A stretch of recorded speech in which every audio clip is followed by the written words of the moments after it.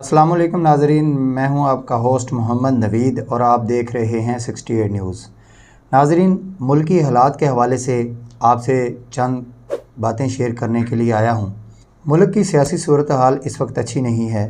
हुकूमत रेट के साथ खड़ी है और पाकिस्तान तहरीक इंसाफ अपनी ज़िद के साथ खड़ी है। हुआ यूँ है कि गुज़श्ता रोज़ जो रात गुज़री है, इस रात पाकिस्तान तहरीक इंसाफ के सैकड़ों कारकुनों को गिरफ़्तार किया गया। डिस्ट्रिक्ट रहीम यार खान से भी काफ़ी तादाद में पाकिस्तान तहरीक इंसाफ के कारकुनों को गिरफ़्तार किया गया। कईयों के घर वैसे ही छापे मारे गए, जो कि बहुत ही अफसोसनाक बात है। अब चलते हैं कुछ अरसा पीछे, जब पाकिस्तान तहरीक इंसाफ की हुकूमत थी और तहरीक लबैक पाकिस्तान के कारकुनों को इसी तरह गिरफ़्तार किया गया था। वो भी ख़त्म नबूवत के हवाले से लॉन्ग मार्च कर रहे थे। तहरीक लबैक पाकिस्तान और पाकिस्तान तहरीक इंसाफ के मबैन मुआहदा हुआ था और मुआहदे में हुकूमत ने पासदारी उस मुआहदे की ना की और अल्लामा साद हुसैन रिजवी साहब को गिरफ़्तार किया। और जैसे ही वो गिरफ़्तार हुए, पूरे पाकिस्तान में हलचल सी मच गई, धरने की कॉल दे दी और शहर शहर धरने शुरू हो गए। तो कई लोग उस धरने में शरीक हुए। रहीम यार खान में भी इसी तरह का चौक बहादुरपुर में एक धरना हुआ, जिसमें मैं भी उसमें शामिल था। मैं रिपोर्टिंग के लिए गया 68 न्यूज़ के प्लेटफार्म से और जाकर मैंने रिपोर्टिंग करनी चाही, तो वहाँ पर बहुत हालात ख़राब थे। पुलिस ने कि जितने भी मुकामी लोग थे, जो भी उनके कैमरे में आए या किसी ने फ़ोटेज वगैरह बनाई या किसी ने वीडियोज़ वगैरह बनाई, तो उसमें मैं भी एक सहाफ़ी भी शामिल था, जिनको उन्होंने गिरफ़्तार किया और 17 दिन में भी मुख्तलिफ़ थानों से होता हुआ जेल काट के आपके सामने बैठा हूँ। अब बात करने का मकसद मेरा ये है कि मौजूदा सूरत हाल इस वक्त बहुत ही अफसोसनाक है, बहुत ही दुख भरी दास्तान है। दास्तान क्या है कि इस वक्त महंगाई ने आवाम का जीना मुश्किल कर दिया है। डॉलर कहाँ से कहाँ पहुँच चुका है।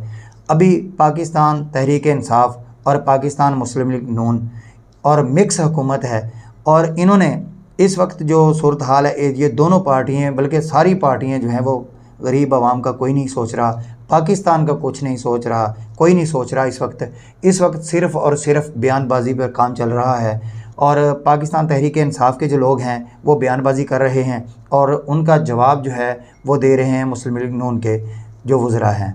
अफसोस है इस चीज़ का कि पाकिस्तान जो हमारा एक अजीम मुल्क है, इसके बारे में कोई नहीं सोच रहा।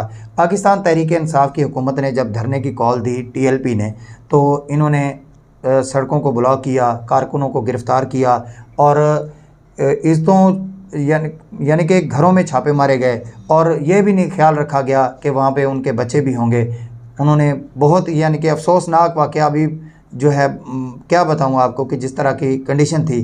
फिर जब उनका काफ़िला लाहौर से रवाना हुआ तो फिर खंदकें खोदी गई, रोड को तबाह किया गया, पुल तोड़े गए, करोड़ों रुपए अरबों रुपए का नुकसान हुआ। तो अब मौजूदा सूरत हाल में ये है कि जैसे ही आपको नज़र आ रहा है कि पाकिस्तान तहरीक इंसाफ के कारकुनों को गिरफ़्तार किया जा रहा है और वही काम हो रहा है जो इन्होंने TLP के ख़िलाफ़ किया था।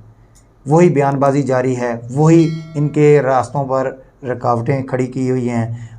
हर शहर को बंद है और कल वज़ीर दाखिला की तरफ से ये पैगाम है कि उन्होंने कहा है कि हम बिल्कुल इंटरनेट और मोबाइल सर्विस भी बंद कर रहे हैं, जो बहुत ही अफसोसनाक है। पाकिस्तान का अरबों खरबों रुपए का नुकसान जो है वो कौन भरेगा, उसका अजाला कौन करेगा। पाकिस्तान तहरीक इंसाफ की हुकूमत ने जब धरना दिया था मुस्लिम लीग नून के दौर में, तो उन्होंने सरकारी इमारतों को नुकसान पहुंचाया था। नाजरीन, आपको भी पता है, हमें भी पता है, पाकिस्तान टेलीविज़न की इमारत में घुसकर उन्होंने जो नुकसानात किए थे, जो हमारी मोअज़्ज़ज़ अदालत सुप्रीम कोर्ट के अहाते में जो कुछ हुआ वो भी आपके सामने है। हम ये चाहते हैं, हमारी ये टीम चाहती है कि गरीब आवाम का सोचा जाए, पाकिस्तान का सोचा जाए। पाकिस्तान का इस वक्त कोई नहीं सोच रहा, सिर्फ़ और सिर्फ अपनी जमातों को आगे लेकर आने और किसी एक वाहिद फ़र्द जो है उसकी कुर्बानी, उस पर कुर्बानी देने की बातें हो रही हैं। कोई गरीब का नहीं सोच रहा, कोई पाकिस्तान का नहीं सोच रहा। हमारी दिली ख्वाहिश ये है कि ये जितनी भी सियासी जमातें हैं ये पाकिस्तान का सोचें, पाकिस्तान के अवाम का सोचें और हमारा मुल्क पाकिस्तान जो हमने बहुत ही कुर्बानियों से हासिल किया है, इसकी हिफाजत करें। और ये दिली तौर पे ये दुआ है कि अल्लाह तबारक व तआला हमारे पाक मुल्क को कायम व दायम रखे। अपने मेज़बान मोहम्मद नवीद को दीजिए इजाज़त। अल्लाह निगहबान।